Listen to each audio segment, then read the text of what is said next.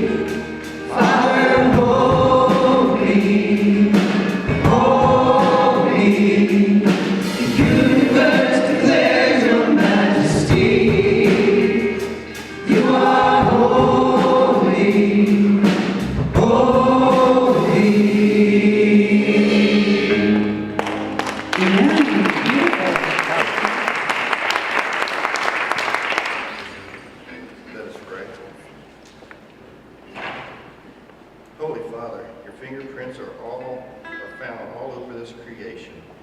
The splendor and the beauty that surrounds us is breathtaking, assuming we are paying attention. Give us eyes to see and voices to offer you our prayers this Thanksgiving, prayers of Thanksgiving. Continue to call forth our gifts that we might serve and honor you by being good stewards of all life and resources. Allow your Spirit to inspire the unique skills and talents each of us brings to this moment. This we offer in the name of Jesus. Amen. Amen. Good morning. Good morning. Isn't it a beautiful day today? The sun's shining. The Holy Spirit shining in this room. Because we are the church. The people of the church, we're here to serve God. And I just feel awesome today. Amen? Amen. Now is the time where we shake hands and greet each other, give a hug and get a hug. Don't worry about cold hands. Good morning.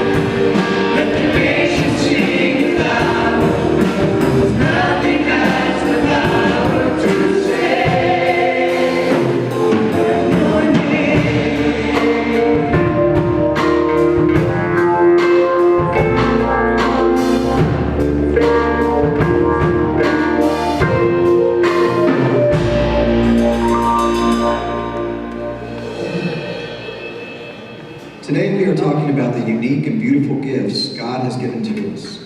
We tend to think of these gifts in regard to the talents and skill and resources that individuals have, but the creation around us has gifts. The Psalms speak of the oceans and the mountains singing and praising God. Let us see ourselves as partners, not just with one another, but with all of God's creation. Partners who are helping to fulfill God's dream for this world.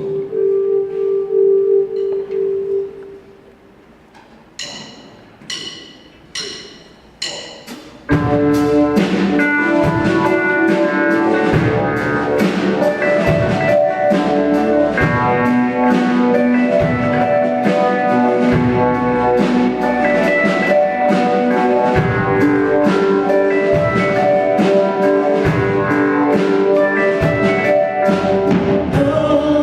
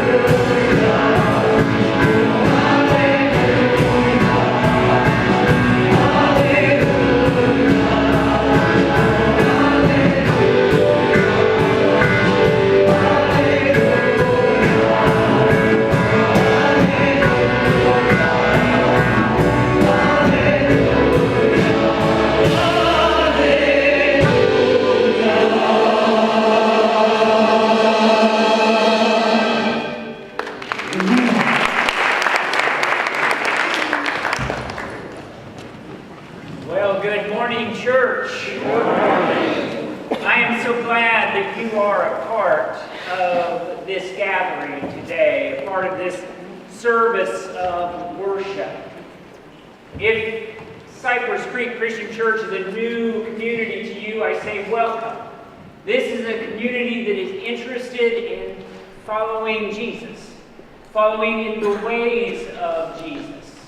The ways of love and mercy and kindness and compassion. And we practice it here when we are together, hoping that it becomes more and more a part of who we are.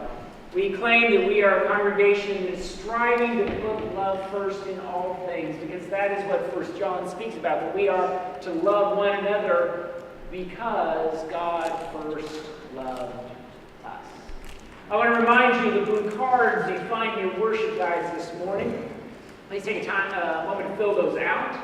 There is a place on the back to offer your prayer concerns. This is a congregation that takes those very seriously. So please let us know how we can pray for you this coming week. I want to give a couple of thank yous this morning. Yesterday morning, we had part of our life group leading loving individuals from exploitation out of Redeemed Ministry, working at their property, doing some work. Say thank you for everyone who went out there and gave us some time and energy. That is an important ministry to those that are coming out of trafficking.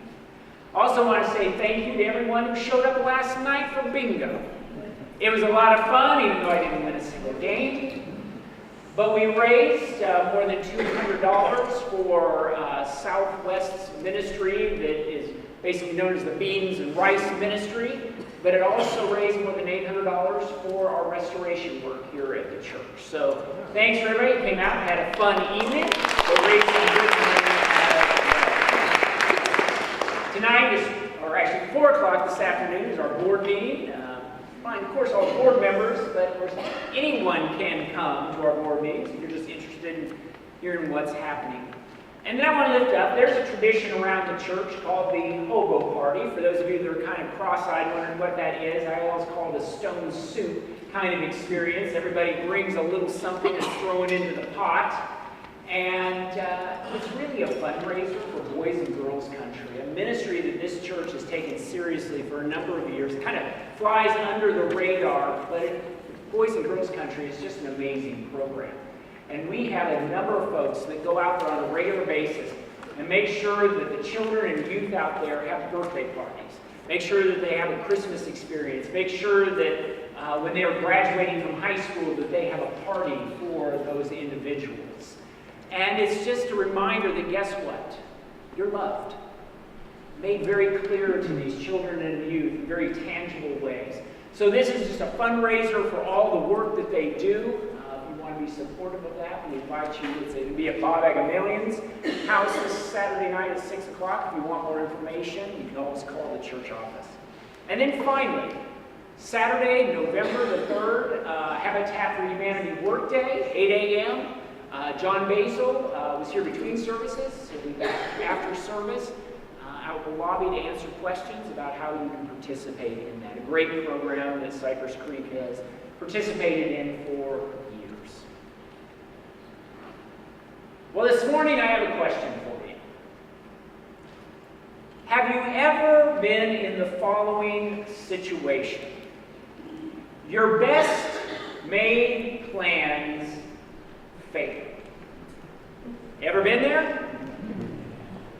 The only logical step is to turn to an alternative plan. A plan B, if you will.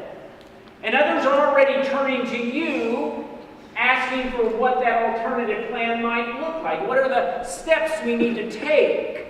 What are they? And they're looking at you, and in that moment you realize there is no alternative plan.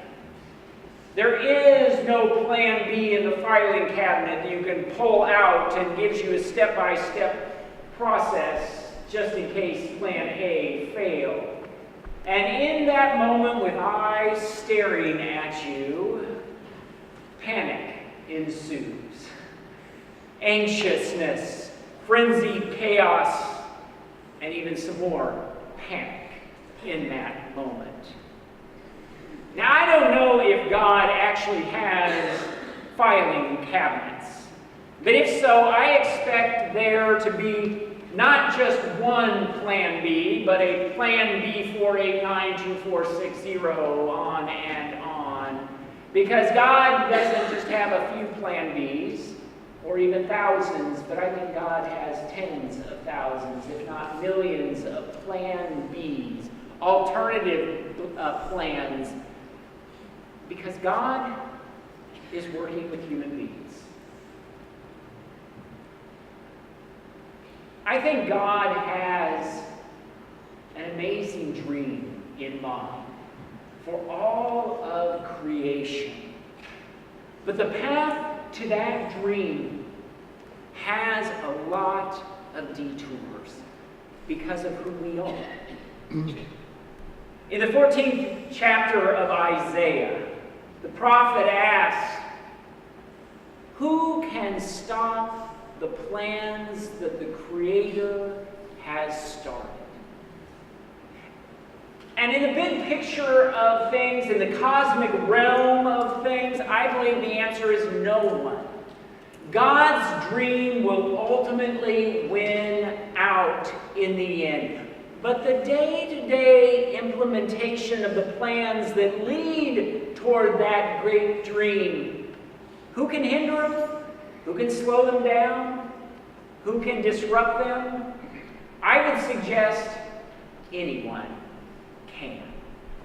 Because God chooses to work with creation, and a part of that creation is us. And I'll only speak for myself, but I'm kind of flawed. And I make some mistakes along the way, and I let things speak to me and to cause anxiety and concern about saying yes to God. Even though God has gifted me, as God has gifted each and every one of us, and God has called us to use those gifts in unique and profound ways, I can still say no, as you can say no. And for that reason, I think God has a whole lot of Plan Bs to draw upon. And yet God remains eternally patient, never having a moment of panic at all. And I think this makes sense in light of what we read in 1 Peter. Now, the name of the Apostle Peter is attached to this letter, though most scholars believe it was probably written 20 to 30 years after the death of the Apostle Peter, which wasn't unusual. In the ancient world, it was a way of giving honor to one's teacher to write something in his or her name. And in this case, I think the student is attempting to speak passionately about the importance of faithfulness, especially at a time when persecution against followers of Jesus was beginning to take shape.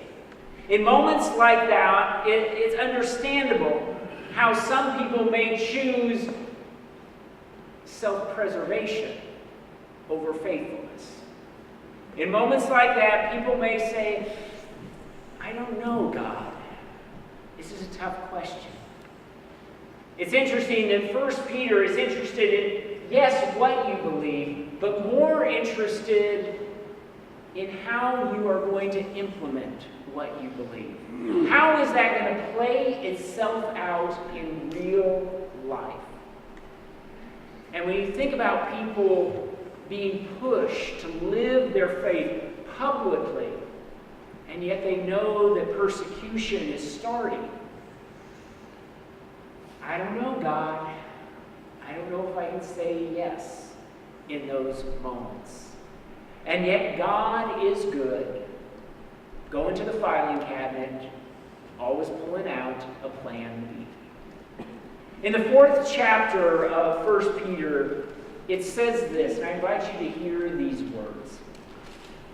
Above all, show sincere love to each other, because love brings about the forgiveness of many sins. Open your homes to each other without complaining, and serve each other according to the gift each person has received as good managers, or it could be translated good stewards, of God's diverse gifts. According to 1 Peter, we are to love with a sincere, or it could be translated an unceasing love. Not something theoretical, not some warm and fuzzy feeling, but a love that reveals and makes real forgiveness. A love that demonstrates itself in acts of hospitality and service to one another. A love that comes alive as people choose to live out the gifts that God has given them. And yet we are to take some personal responsibility because we are to be good managers, good stewards of these gifts that have come our way. You can understand, in a time when following Jesus could be dangerous, even deadly, how some might have a difficult time finding the word yes. And for those who might say no to living that unceasing, relentless love, who would rather not show hospitality or serve others, those that might do a lousy job of managing the gifts that God might have given them, you can understand how God might say, nah, I give up. But I believe that God, in those moments, is willing to pull out a plan B. And it may require God going and finding someone else or another situation or another group of gifted people to make it happen. At the same time, I believe that God does not give up on those who have a less than stellar understanding of the stewardship of gifts.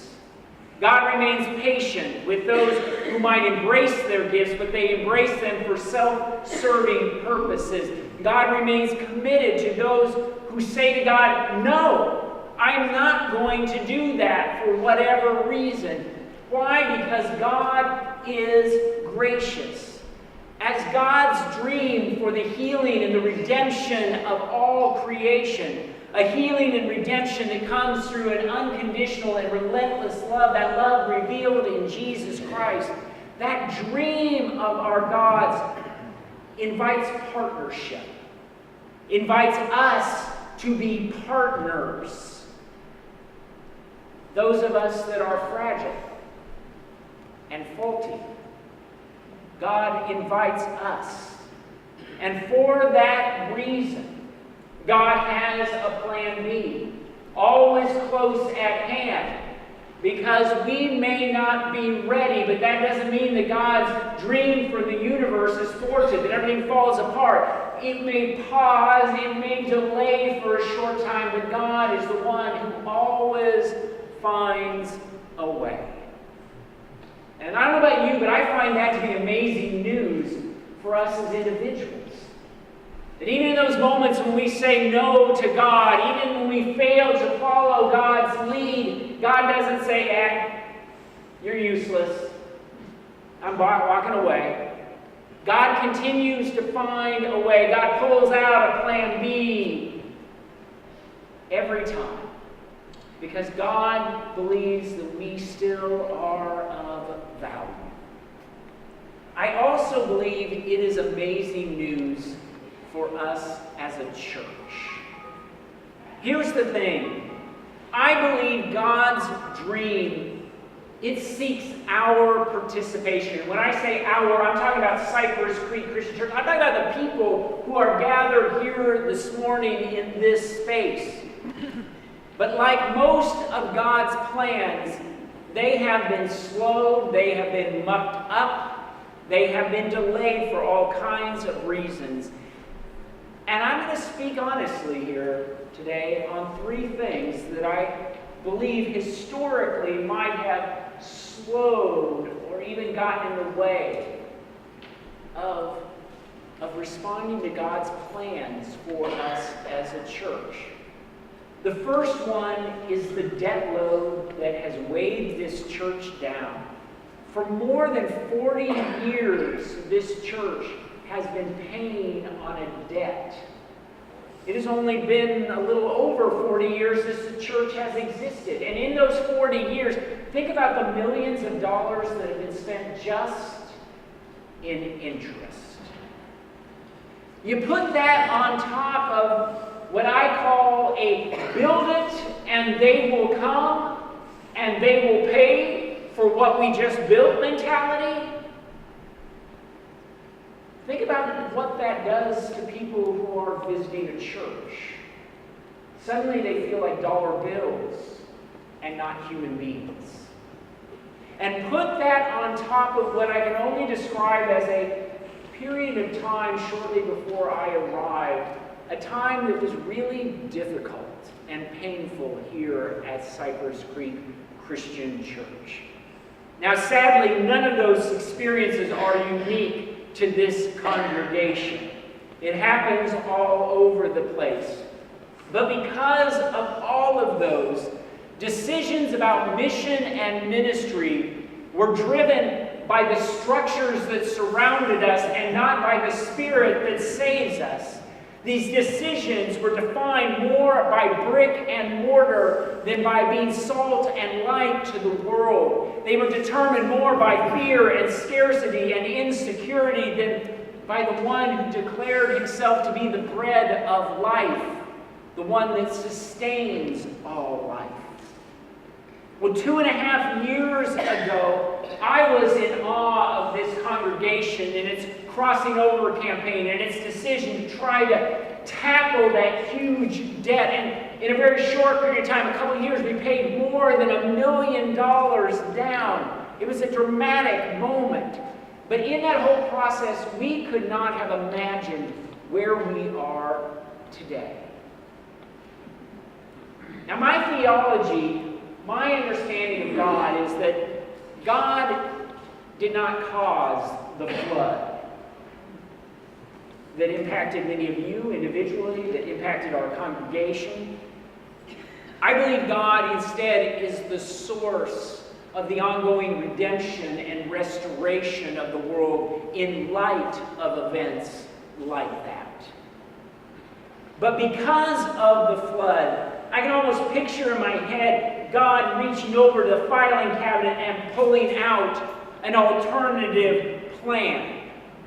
God reaching in there with something new, but it requires people to step up and to say yes to what it is that God is putting before us, this new idea. There needs to be an openness to the creative solutions that God is inviting us to participate in. But like every time, we can say no to God. Well, I have to say this morning that I believe God is not done with us. Is not done with this church and its amazing and diverse gifts. God is not done as another plan B has been pulled out of the heavenly filing system and put before us as a congregation. But with that new plan B, number 489246, whatever it was, God is looking for a yes from us.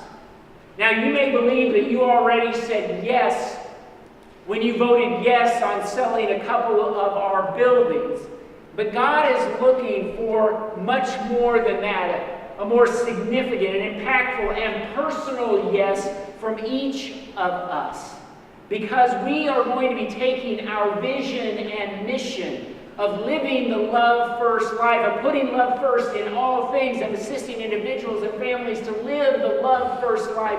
We are going to be taking it places that we never could have imagined before. Maybe I should say, God is going to be taking us places that we couldn't have imagined even a year ago, because God has a unique plan for this moment.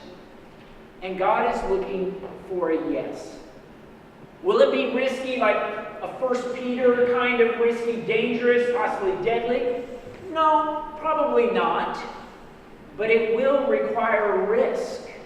It will. Because we're going to be stepping outside of the norms and the expectations and assumptions of what it means to be church. A plan B that a gracious God has put before us. And that needs to be empowering to us because it says God still believes in us. God still sees value to who we are as a community of faith. God sees great potential that requires us to say, yes, I'm in, God. And it can be scary. And it can sometimes make us pause and want to say the word no. But let us remember what it means to have a God that continues to be gracious. And in doing so is saying to us, I will be there with you. I'm one of those people that up until a short time ago, I never remembered my dreams. I'd wake up in the morning, my wife might ask, did you dream last night, or what did you dream about? I don't know. But about 10 months ago or so, I started waking up in the middle of the night with very vivid memories of my dreams. Now, I will say, I think it in part was because of what was happening around here. And these dreams were waking me up with anxiety. And I would usually wake up in the middle of the night and stay up from that point on. And these dreams that I was having, very chaotic, but I could remember them. But that changed a couple months ago. And my dreams, I still remembered them, but they were positive. And they were beautiful. I'd still sometimes wake up in the middle of the night, but I could usually go back to sleep after I had one of those dreams. Well, this past Thursday and Friday, I went out to Camp Allen, an Episcopal retreat center, and had a couple days of prayer and study. And on Thursday night, I had a dream. I think part of it may have been spurred because of something that Mariah said at the communion table last Sunday. I had this dream, and it's important to note that this is no Martin Luther King, I had a dream kind of thing. But the dream I had woke me up to the point that I could not go back to bed. The dream that I had was of this church, and some of you were in the dream. Now the interesting thing is you were standing with me, but there were others that have been a part of this church who have since died, and yet they were standing with us as well. And in this dream, a young woman walked into the church. And how I know this, I can't tell you. It was a dream, but she was broken and alone and lost. And someone in the group asked her, "Why are you here?" And her response is, "Everybody knows that this is the place that you can find love." I got up at that point. So vivid was that dream. So powerful was it as it rolled around in my head. And I'll be honest with you, it changed this morning's sermon 100%. The old one went out the window. You'll hear it a year from now, maybe. But what would it mean for everyone? And I mean everyone, to know that this is a place where they will find not judgment or more disapproval or rejection, but love. What would it mean for people, every person, to know that this is a place where they will find the love spoken of in 1 Peter, a love that is sincere and unceasing and relentless, a love that reveals and makes real forgiveness, a love that is demonstrated in tangible acts of hospitality and service to others. What does it mean that a community of faith is willing to take the responsibility of saying, I need to be a manager of these gifts that God has given me so that I can be a part of the powerful thing that God is doing in this church, in this community, in the fulfilling of God's dream for this creation. So today I want to ask you as a church to dream with me, to be aware of what it means to worship a God of grace who has plan Bs when we falter and fail and say no, a God who does not give up on us and has once again returned to this community and said, I still need you. I have a plan for you. There's something I need you to do in the fulfillment of God's dream for this world. I am asking you to look closely at the many gifts that you have and ask yourself, how can I partner with God in this moment to be a part of something that God is doing among this community of faith, something that I believe not only is exciting, but is unique. What does it mean in this moment to say yes to our God, not just with our lips, but with our lives? What does it mean to say yes to what God is doing? I think something is happening in this place and among this community. Something that is not birthed out of a board meeting, not something that emerged from a committee. It is something that is coming from God, because our God is a plan B kind of God, and says, in light of everything that has happened, I'm not walking away. Here's a new way that you can participate in the transformation of creation. It's kind of scary. It's kind of humbling. But it's also powerful to know that God believes in us that much. Will you join me in prayer?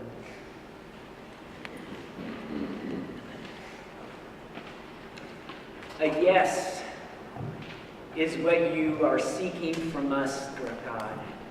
A yes, because you are the gracious giver of an alternative plan. You are the one that offers other options in a world where fear or a sense of self-serving desires or even apathy has us saying no to the plan that you put before us. We ask you to once again put before us a vision of what you have in store for us, how we can be a part of what you are doing in this moment, how we can partner in the transformation of all creation, not because of anything we do, but because of the way your Spirit works within us.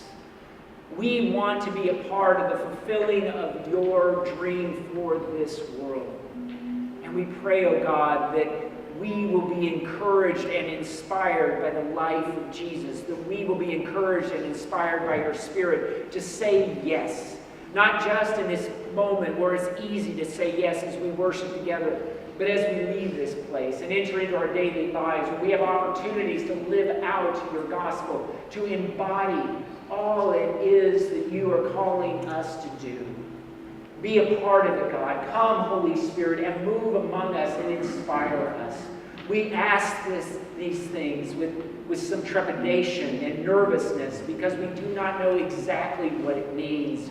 But this morning we put our trust in you, believing you that you will make a way with our yes, our faithfulness, and with your Spirit leading the way. We ask these things this morning in the name of your wonderful gift, your gracious gift, Jesus Christ. Amen. This song is going to be called God of the Universe, and I got to write it. And speaking of the God of the universe and how much He wonderfully and perfectly made us, I do current events with Jonah each week. He has to do a report on a current event, and I'm ashamed to say how long it takes us to find a positive news story. But this week, my husband found a really good one. He found this man who gave someone, a child who was bullying his child, a ride in his car. And I hope that this is true. I saw it online, so you never know. But in giving the child a ride in his car, he asked him, why? Why are you bullying my son? And he found out that the boy was actually homeless, and he was being bullied because his clothes didn't fit and they were dirty. So the man took the boy to shop for some clothes, and he got him new clothes, and that boy became friends with his son, and they have a friendship that's lasted a long time.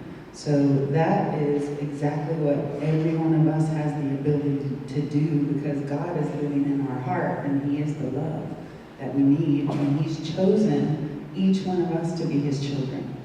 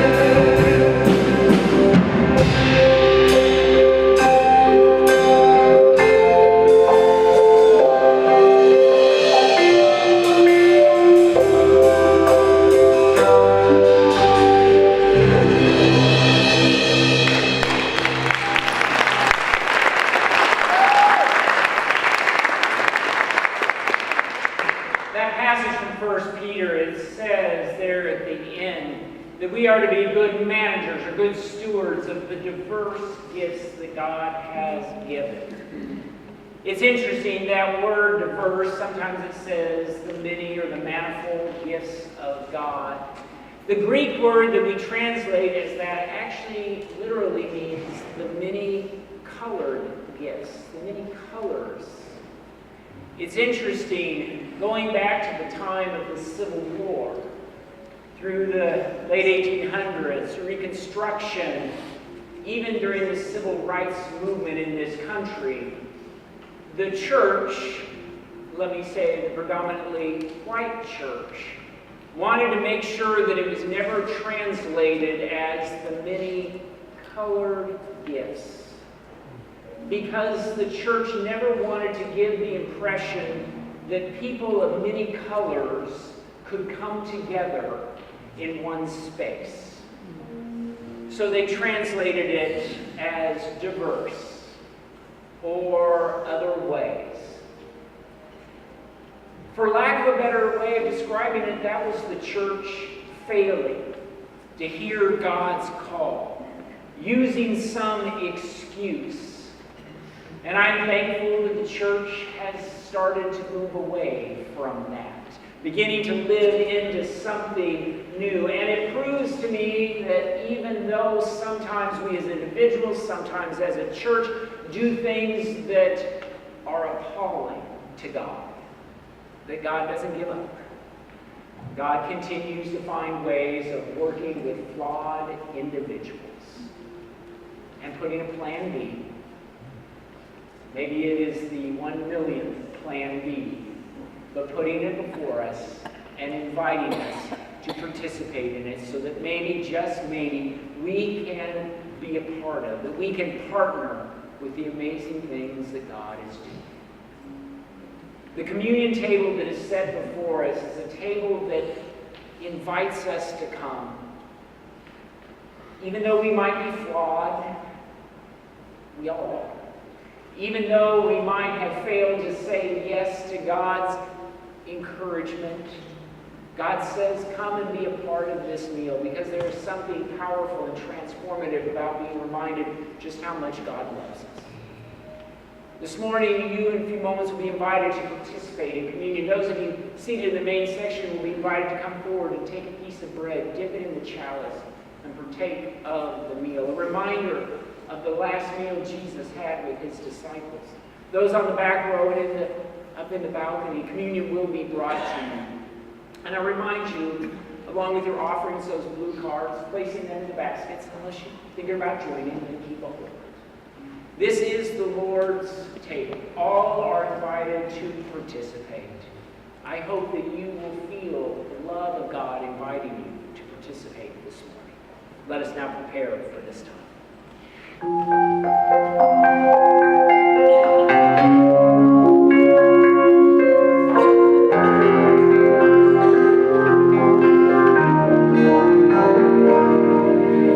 Jesus sits at the table, breaking the bread with his friends, teaching what he is able before his life on earth ends. Do this in remembrance of me. Do this in remembrance of me. Take, and we know I'm not certain I've got to do this in remembrance of me.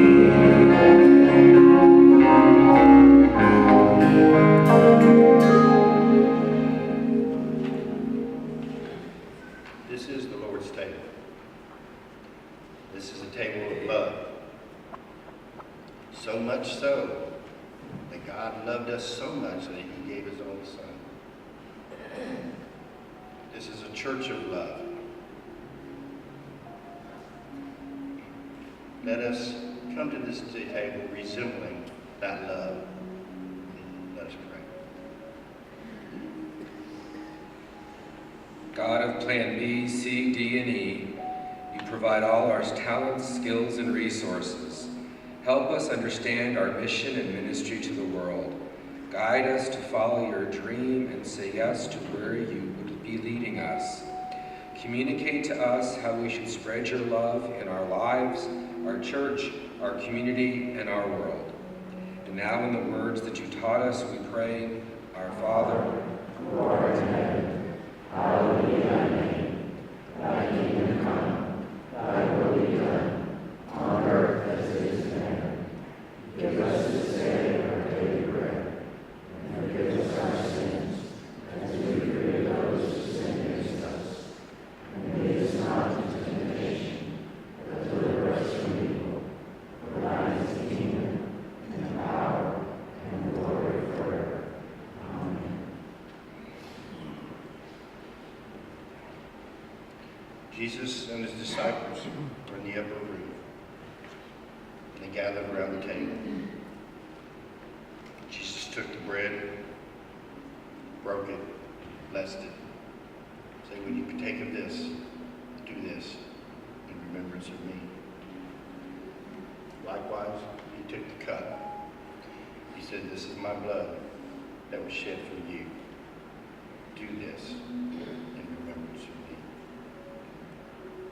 The table is prepared for all, is prepared for everyone.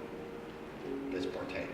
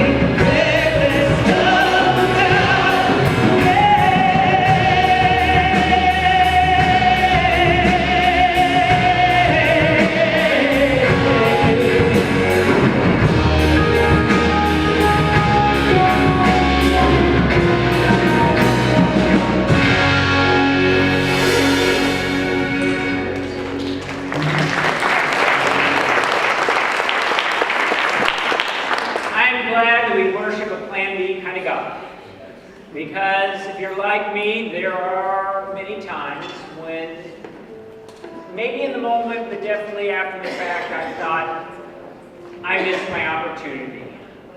God was there, God was inviting, I said no, or maybe, or later I'll get to it. I missed the opportunity. And I'm so glad God didn't turn away, walk away, give up, but God said, I got a plan B. I'll still work with you. I'll put something else before you. I believe in you.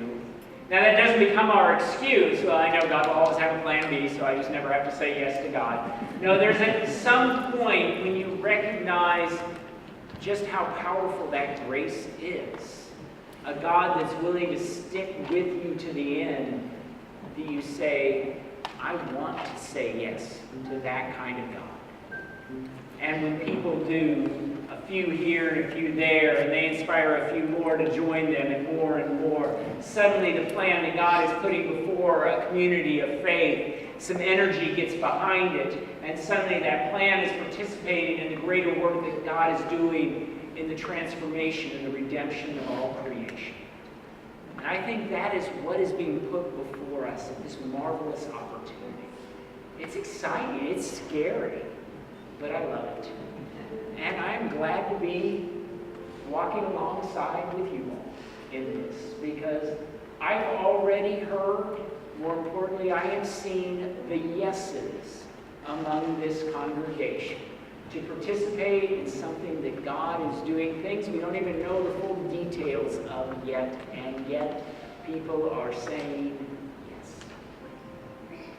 As we do every Sunday, on behalf of the living Christ, we extend an invitation to be a part of a faith community, an invitation to connect one's life to Jesus Christ. Today, if you wish to respond to that invitation, you can come forward as we are singing, or you can meet with one of our elders or pastors out in the lobby after the service. Let us now join our voices in this song of discipleship.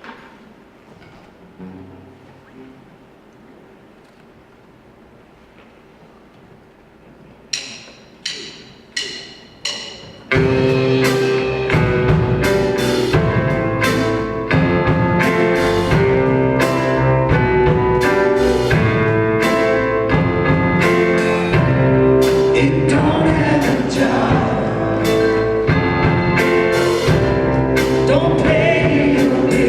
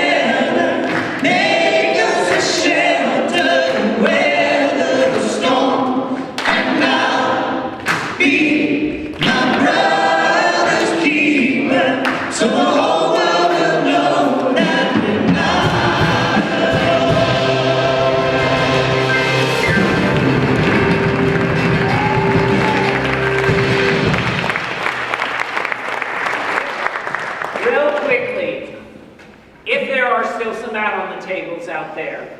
They were disappearing quickly. They're little cards that look a little bit like this, and it has information about our church, our water bill, how much we spend every week on water. Maybe it says how much we reimburse staff for mileage to drive down to the medical center and visit somebody and come back.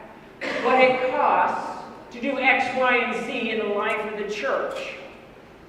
And what I want you to do is, as a family, pick up one of those cards and to make it a part of your prayer life this coming week. Not praying that God will give us the certain amount of money. I'm going to ask you to think about it from the perspective of how does this help us achieve our mission and vision? How does it help us live the love first life? How does it invite others into that experience? And I know some of them might be a stretch, but I'm guessing if we didn't have water on the campus and thus didn't have bathrooms, people probably wouldn't come to Cypress Creek Christian Church. Some real practical stuff here. But, you know, that's the part of church that we sometimes don't talk about. And yet it is so important. And so I wanted us to kind of begin with this, thinking about some of those costs that are under the radar, but to ask, if we didn't have these, if we didn't do these things, if we didn't have property insurance, we would probably have some problems. Somebody slips on your property, what do you do? Those kinds of things. And so to think about them, but to make them a part of our prayer life, for thinking about how does this help us fulfill our mission. So I hope, again, as you as the family will pick up one of those cards. Hopefully they haven't all disappeared. They disappeared a lot faster from the first service than I thought, but that's good. But we made a few more, and I invite you to pick that up. Now I invite you to take the hand of somebody close.